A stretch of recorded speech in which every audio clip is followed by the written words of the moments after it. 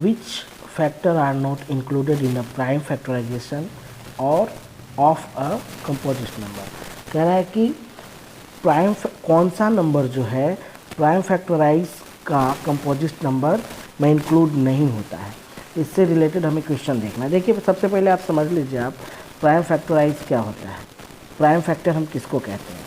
Prime factor का मतलब क्या होता है? जिसका दो और केवल दो ही फैक्टर हो, विच हैज़ ओनली टू और टू फैक्टर्स। सपोज आप 2 ले लो, 2 को नंबर है आपका, इसका क्या हो जाएगा 1 और 2, यही होगा ना इसका प्राइम इसका फैक्टराइजेशन। ठीक है। अब कंपोजिट नंबर की अगर हम बात करें, सो कंपोजिट नंबर में क्या होता है? कंपोजिट नंबर हम वैसे नंबर को कहते हैं जिसका 2 से ज़्यादा फैक्टर हो।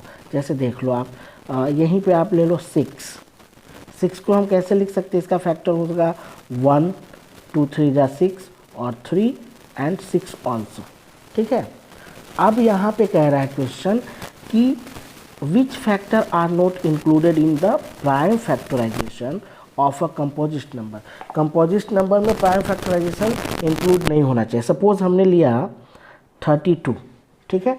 अब 32 को आप फैक्टराइज करो 2 से 16, फिर 2 से 8, 2 से 4, अगेन 2 से 2 एंड 2 से 1 टाइम्स एंड 1।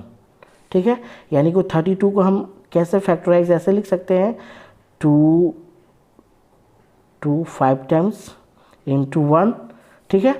तो एक तो पहला हम 1 नहीं लेंगे एंड इटसेल्फ जो जिस नंबर का हम फैक्टराइज करते हैं उस नंबर को हम नहीं लेते हैं। तो आंसर क्या आपका होगा कि 1 एंड इटसेल्फ नंबर जिसका आप फैक्टराइज कर रहे हो।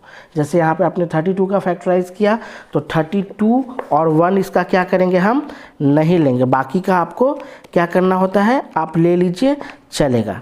क्लियर हो रहा है? सबसे पहले आपको देखना है क्या कि प्राइम फैक्टराइजेशन और कंपोजिट नंबर हम किसको कहते हैं।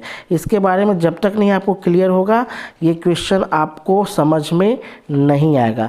इसलिए इस क्वेश्चन को समझने के लिए सबसे पहले क्या सीखना होगा हमें कि हमें जानना होगा प्राइम फैक्टराइजेशन के बारे में और फैक्टर के बारे में। क्लियर है?